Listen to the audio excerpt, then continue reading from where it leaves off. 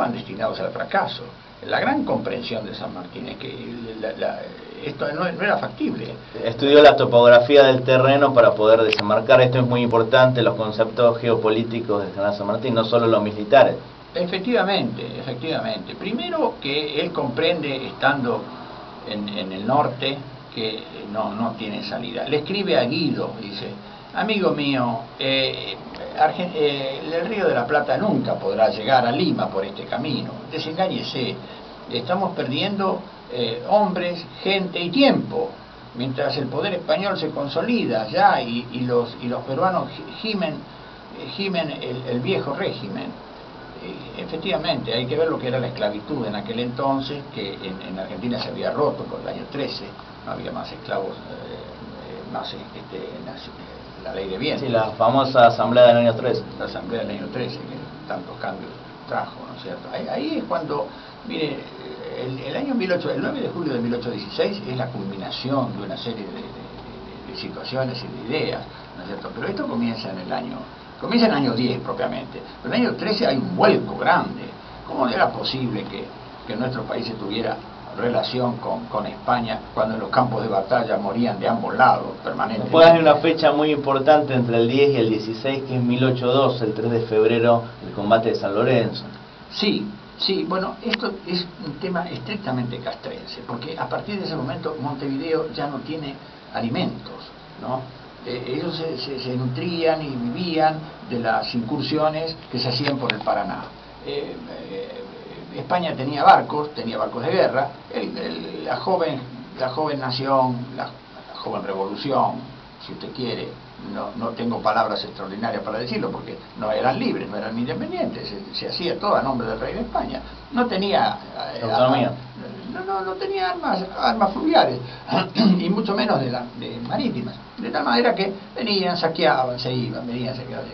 Y ese combate de San Lorenzo, ¿no es cierto?, terminó con esta situación. Es decir, el combate no fue demasiado importante desde el punto de vista militar, pero fue muy importante por las consecuencias políticas y económicas que trajo, porque a partir de ese momento Montevideo ya no pudo abastecerse y bien pronto terminó por abandonar la lucha y entregarse, renunciar, ¿no es cierto?, en 1814, al año siguiente. Pero parte de ahí, parte de la falta de vituallas y de alimentos y de obtener cosas que la Marina española podía hacer, y a partir de ese momento comprende que ya no lo podrá hacer. Por eso el combate en sí mismo no es de una gran magnitud, no es así, pero las consecuencias sí son importantes. Bien, ahora, San Martín en Perú. San Martín, las expresiones de San Martín antes de llegar a Perú son de un gran valor. Dice: debéis comprender que vais a libertar pueblos, que los peruanos son nuestros hermanos. Esto es lo importante. Por primera vez hay una invasión que no tiene un carácter de conquista, sino de liberación. Y esto no son palabras, lo deja escrito, negro sobre blanco, y ahí se expresa el pueblo. Hay un dato muy curioso que me llamó la atención en mis viajes a Perú. Perú tiene la particularidad de ser tan sanmartiniano como bolivariano, pero el peruano considera más a San Martín que a Bolívar. ¿A qué piensa que se debe eso? No, son personalidades diferentes. Bolívar tiene un ejército que no lo tiene San Martín. Es decir, es como aquel que está montado sobre un coche último modelo, ¿no es cierto? Lo que yo digo, y lo que todos debemos comprender, es que San Martín solo, el ejército argentino, no podía luchar contra los españoles. El ejército venezolano solo no podía luchar contra los españoles. La Mar tenía un enorme ejército, de 22.000 hombres aproximadamente.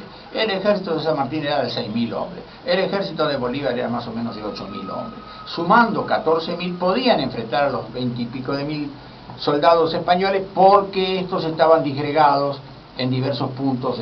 Una parte estaba, por ejemplo, en la actual Bolivia, ¿no es cierto?, sobre la frontera del norte, de tal manera que no podían juntarse en una sola batalla.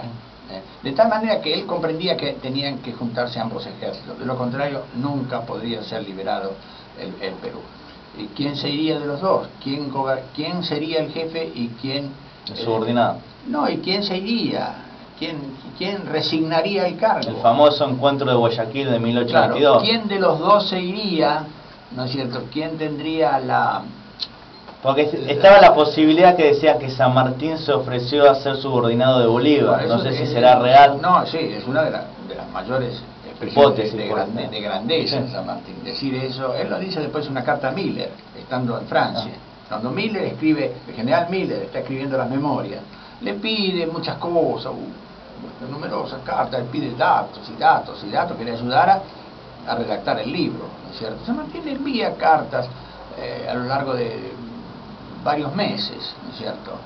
Y en una de esas cartas, que se conservan en el Museo Británico, dice San Martín, le dice, sí, dice, no se trata de que fuera Bolívar o fuera yo, se trata que uno solo de los dos ejércitos era incapacitado, estaba incapacitado para vencer a los españoles. Sí. Además los españoles eran un ejército guerrido, el famoso general Canterac, que era un héroe. Canterac era su subordinado, el Amar, claro, ¿no?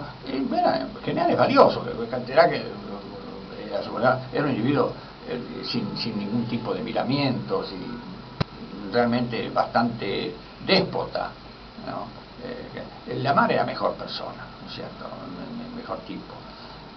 Y bueno, lo cierto es que tenían que juntarse. ¿Quién se junta? ¿Quién sería el comandante en jefe? No puede haber una conducción bicéfala. Esto puede ocurrir a veces, tampoco es bueno, ¿no? En una empresa, tampoco es bueno, ¿no? En términos militares es imposible.